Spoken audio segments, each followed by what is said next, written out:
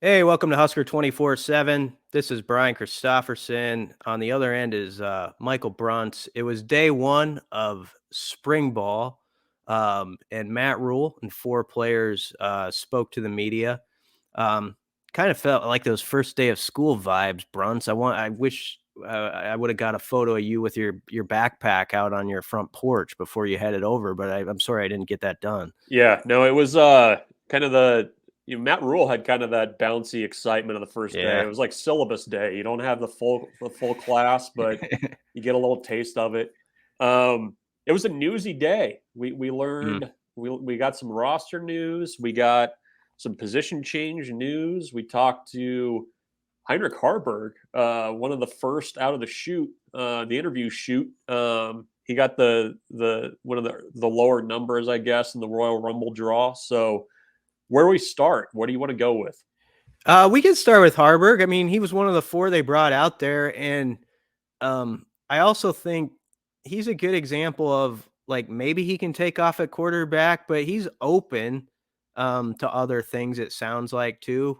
He's all his attention right now is on quarterback. Mike Schaefer wrote a story on our site. People can read more about what he said, but he was a great athlete at Kearney Catholic. Had really good track times. I know the GPS timing of guys is something Rule brings up a lot. It seems like, and he does very well with that. So that speed stands out to him. So I don't know.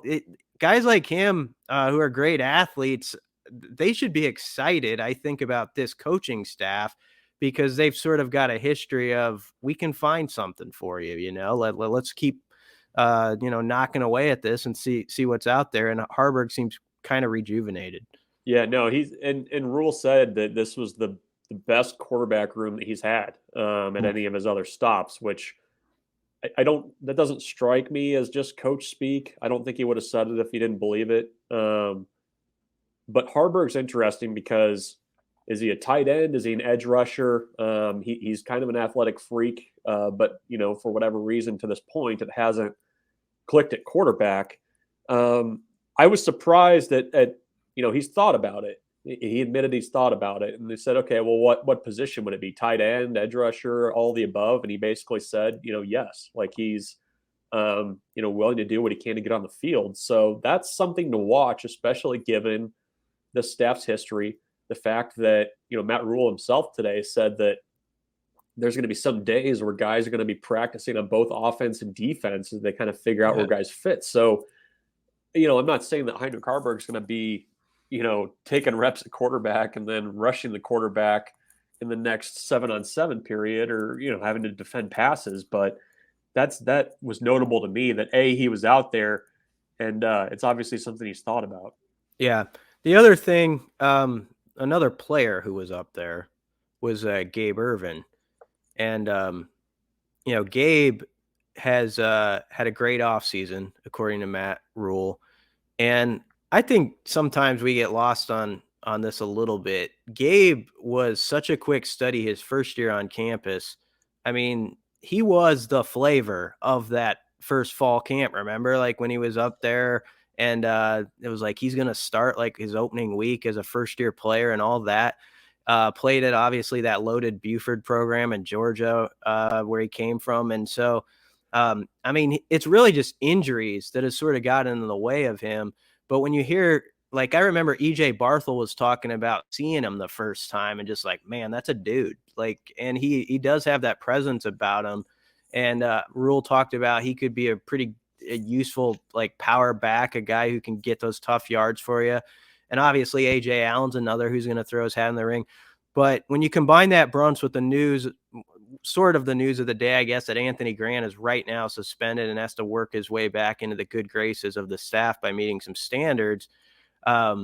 It definitely is a door wide open for guys like Gabe Irvin, AJ Allen, who we're already talking about. And I think Ramir too. You can't even Emmett Johnson. Let's not just toss to the side until the staff gets a good eval on him. Yeah, no, I think Gabe Irvin's always the guy that you can count on. Like you said, he came from Buford, which is a huge organized program in Georgia. He gets it. He understands what you have to do to get in position to contribute. And he said today he wasn't 100% last year. I don't think anybody would argue that, but I don't know that that spot was really it was. It felt like a spot that probably would have benefited from some rotating, I think is probably a diplomatic way of putting it. And I don't know that, especially once A.J. Allen went down, that there was much opportunity there for any of those guys further down the depth chart. So I think he senses opportunity. He said he's feeling 100%. He's finally healthy, and I don't know. I think a clean slate always kind of puts a little bit of a bounce in guys' steps, and Matt Rhule's staff is trying to find guys that they can count on. And, if you're showing up every day, you're being a good teammate, being a good leader, I think that's a good way to get to the front. And now it's performing on the field once you get the opportunity. Yeah. And I mean, this staff has watched a lot of tape on these guys from last year. And I don't want to pick on Anthony Grant right now while he's down. He's a guy who's had some tough personal things in his life and has done a great job to get to where he is. And last year was a great success story when he had like 600 yards in the first 5 games. But I'm just talking about as a running back here. I think everyone sort of was in agreement. It was getting a little too easty-westy with how he was running in the Big Ten.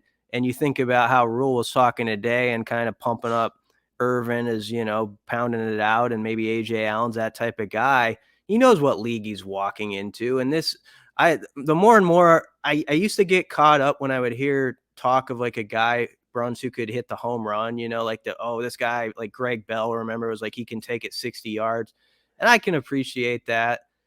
But the more and more I've watched the Big Ten, give me the back who can take the 1 or 2 yard run and make it 3 or 4 or 5. Yeah. Get those 2 extra yards every down. And that's the difference between winning and losing in this league. The Ibrahims, the Corums, yes, those types who can occasionally also break it too. I mean, those guys are, you almost kind of guaranteed a 30 carry day for about 130, 140 with those guys. I mean, I think that's a recipe that Matt Rhule and his staff would love to emulate, especially given his comments today about the shutout in the fourth quarter, the 75 rush yards late, those kinds of things. I mean, that's what they're looking to do. You know what else, kind of finishing up here, stands out from today? This staff has talked about watching tape, but you hear like, okay, there's a position move with like Jake Applegate where they're going to move him from edge from last year to tight end. That surprises none of us around here who cover recruiting, because we watched him at Lincoln Southeast and he had great hands and could bounce off people as a receiver. But that shows me like Rhule and his staff, I mean, they dug into the files here. They went back and they looked at like Southeast tape and stuff like that. And they're like, this fits this guy. Let's give him a crack there. And he might be one of those guys who they're still thinking about both sides. There are some guys like that. But that's pretty interesting to me, just sort of the detail you're starting to pick up on how they've studied some guys. Janiran Bonner's another, where they obviously looked at his body type a while and they thought, you know what, even though everyone's touted him as a receiver, he's a hybrid guy. Like, let's get a little more weight on him and we can use this guy. Like Satterfield used some of them at South Carolina. Yeah, no, I think that's, and I think you go back to like winter conditioning. And I talked to some high school coaches who came up and watched Nebraska just go through workouts. And the thing that they noted to me that was that stood out at Matt Rhule's, staff and the way they did things was you had every position coach at everything that they could be. They were watching every drill. They were watching how guys moved and going back and grading everything that those guys did, in workouts. And I think the ability to, look at a Jake Applegate and say, yeah, this guy moves pretty well for, the size that he is, or Bonner or somebody like that. I mean, it's a little bit of imagination at first, but it's also just kind of trusting your eyes and then digging in, like you said, and seeing if there's anything in somebody's background that would suggest that they can make an easy transition, like Applegate, who he's a good catcher of the ball. He's got great body control. He always has. He's a very good athlete. And I don't think that they're done moving guys around. I mean, I think it's very much going to be a spring where they're readjusting the pieces, finding where guys potentially fit, and kind of shoring up issues on their depth chart by using the pieces that they have. Yep. And one other interesting thing happened after Rhule went down the list of sort of some changes and guys who aren't on there. They updated the roster. There's no single digits on it now. I wonder if those will have to be earned. We'll ask about that because I know that's become a big deal to like have a single digit number. But also no nickels, no edge defenders listed now. They've all put those in the, like your linebacker, defensive back, and probably makes sense because right now as you're looking at who was listed as what, you're sort of like, yeah, is he that much different than this guy over here though? Is Chief Borders a linebacker or an edge guy? Like is Isaac Gifford a defensive back or a nickel? Like, so I think where they're at right now, that probably makes all the sense in the world to me to sort of get away from those niche labels until you figure it out for sure. Yeah, Luke Reimer today was talking about some of the kind of nebulous positions on defense right now.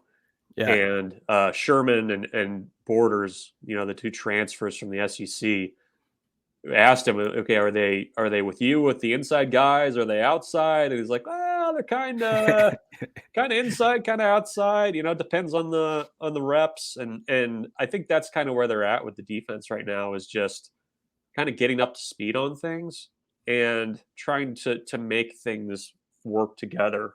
And I mean, there's not a lot of pressure right now to do that when you still have 14 practices to figure that stuff out. Yeah. And Rhule was reminding guys, he said today, like, if you make a mistake, like, dude, there's time here. Like, you can't just put all that pressure on yourself right away. This is a process. And so I think they're reminding guys of that. It could be tough for those personalities that follow this team that love, like, what is he? Like what I need a label attached to that guy or this defense or whatever. And you can tell there's some pushback to that, which is fine. That's the way football is now. I don't think it's as easily defined about what stuff is sometimes. We just need to start listing guys on the roster with like the shoulder shrug emoji. Like, don't really know. Yeah, Rhule should use the emojis he uses a tweet like with certain guys, like kind of to give you clues about where it's heading. I also finishing up. I've joined the vest community a little bit, and Rhule had his vest on today, and I think I saw a couple other vests. I wonder if that's a subconscious thing, Bruns, where like I didn't really want to just become a vest guy in the last couple of months, but I wonder if it's like sort of been in the back of my mind after seeing Rhule sport it. Like, man, I could pull that off too. You're going to be wearing a smock by the time fall camp comes around. You're going to be a smock guy. Yeah, we'll see about that. It's possible. But what we do know for sure is there's a lot of material on Husker 24/7. We're also going through the state of Arizona right now as our state of focus this week, because guess what? Dylan Raiola is coming into town from there. And so we'll have more on that state and recruiting that. And of course, the big recruiting weekend ahead, all the practice updates. There's pro day this week. So come to Husker 24/7. We will have a ton of stuff.